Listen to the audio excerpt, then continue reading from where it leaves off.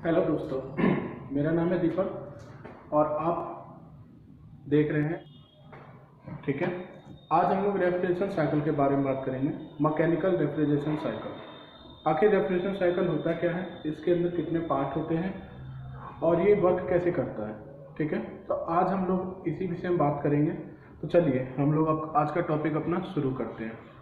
तो जैसा हमारे पास सबसे पहले रेफ्रिजरेशन साइकिल में 4 पार्ट होते हैं मेन, जिसके अंदर फर्स्ट होता है हमारा कंप्रेसर, कंप्रेसर के बाद कंडेंसर और कंडेंसर के बाद कैपिलरी ट्यूब, कैपिलरी ट्यूब के बाद कूलिंग कॉइल।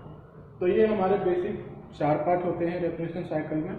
चाहे हम छोटे प्लांट की बात करें या फिर बड़े प्लांट की बात करें या window AC, split AC, fridge, हर जगह हमारा यही रेफ्रिजरेशन साइकिल वर्किंग करता है।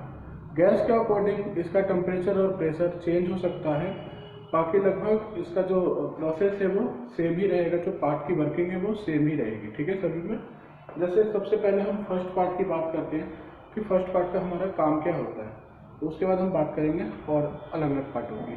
तो इसके अंदर जो फर्स्ट पार्ट है उसको हम लोग कहते हैं कंप्रेसर।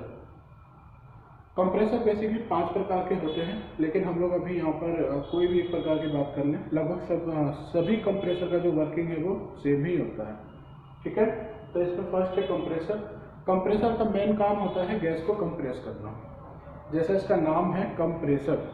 तो कंप्रेसर का जो मेन काम होता है वो होता है गैस को कंप्रेस करना और उसका जो गैस को कंप्रेस करके आगे भेजना।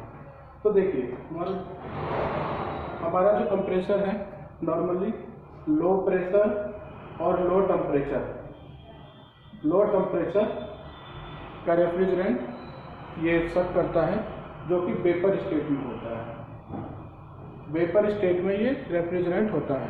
और कंप्रेसर क्या करता है, हमारे low pressure low temperature vapour को कंप्रेस करता है, कंप्रेस करके आगे भेजता है। आगे जिस लाइन में भेजता है उसको कहते हैं हम लोग डिस्चार्ज लाइन। उसको कहते हैं हम लोग डिस्चार्ज लाइन। डिस्चार्ज लाइन के अंदर जब रेफ्रिजरेंट आता है तो यहाँ पे हाई प्रेशर, हाई टेम्परेचर, मोर सुपर हीटेड वेपर होता है यहाँ पर। ठीक है, और रेफ्रिजरेंट यहाँ से जो निकला वो वेपर रेफ्रिजरेंट निकल के उसके बाद आता है हमारा कंडेंसर में। कंडेंसर का नॉर्मली एक काम है कि वेपर कंप्रेसर को वेपर रेफ्रिजरेंट को लिक्विड रेफ्रिजरेंट में चेंज करना। ये वेपर रेफ्रिजरेंट को लिक्विड में चेंज कैसे करता है, आइए हम ये प्रोसेस देखते हैं। यहाँ पर जो रेफ्रिजरेंट आता है वो वेपर कंडीशन में होता है, लेकिन हम लोग कंडेंसर में हवा या पानी के द्वारा इसको ठंडा करते हैं। ठीक है, अब यहाँ पर मान लीजिए हमारे पास कोई विंडो एसी है। ठीक है, तो विंडो एसी में आप लोगों ने देखा होगा कि विंडो एसी या स्प्लिट एसी जो भी एसी है, आपने कंडेंसर के पास एक फैन देखा है। वो फैन क्या करता है, यहाँ पर जो फैन होता है वो फैन का काम क्या होता है, जो बाहर की हवा है उसको कंडेंसर पे फेंकने का, जिससे कि जब ये बाहर की एटमॉस्फेयर की हवा जब कंडेंसर पे फेंकता है तो इसमें क्या होता है कि जो हमारा रेफ्रिजरेंट, जो वेपर रेफ्रिजरेंट इसके अंदर बह रहा है उसका टेम्परेचर डाउन होता है यहाँ पर, और जो वेपर रेफ्रिजरेंट था वो लिक्विड में चेंज हो जाता है। यहाँ पर वो वेपर रेफ्रिजरेंट जो था वो लिक्विड में चेंज हो जाता है। उसके बाद जो लिक्विड रेफ्रिजरेंट है वो यहाँ से निकल के इस लाइन में आ जाती है।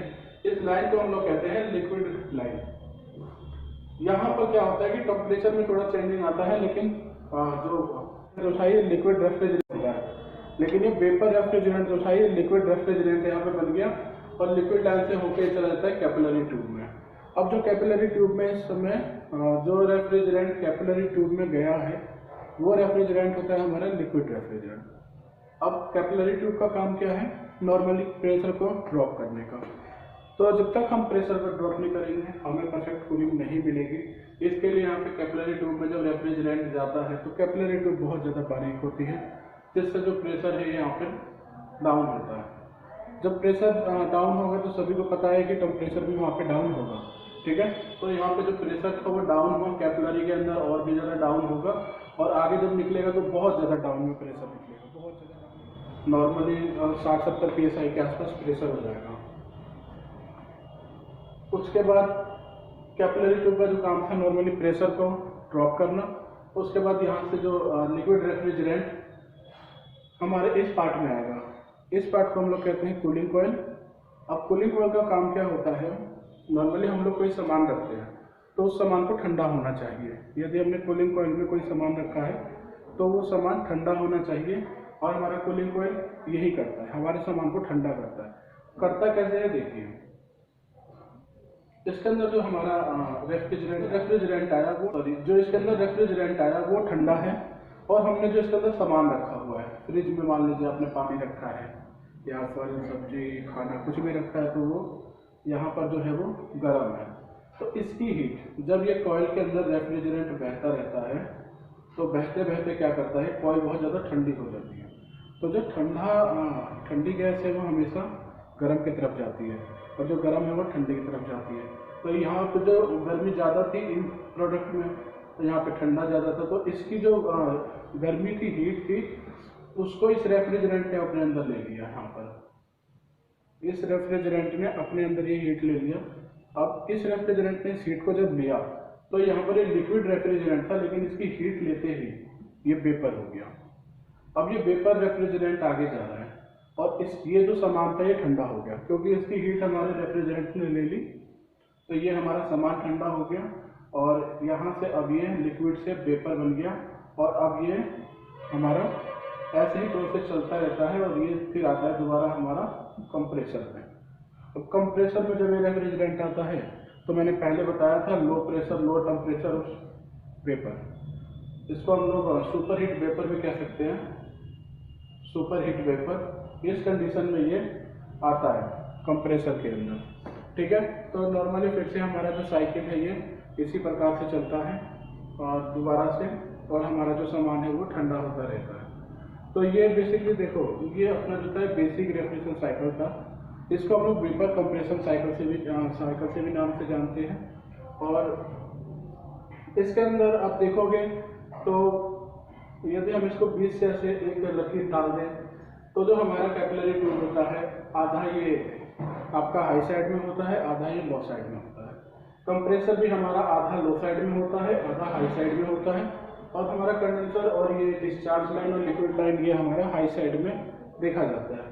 बाकी ये कूलिंग कॉइल और इधर का जो एरिया है सक्शन लाइन इसको कहते हैं हम लोग, ये सब हमारा लो साइड का एरिया है। तो हम लोग इस हिसाब से इसको हाई साइड और लो साइड में हम लोग बांट सकते हैं। इधर प्रेशर ज़्यादा होता है इसीलिए इसको हम लोग हाई साइड कहते हैं, इधर का प्रेशर कम होता है इसीलिए हम लोग इसको लो साइड कहते हैं।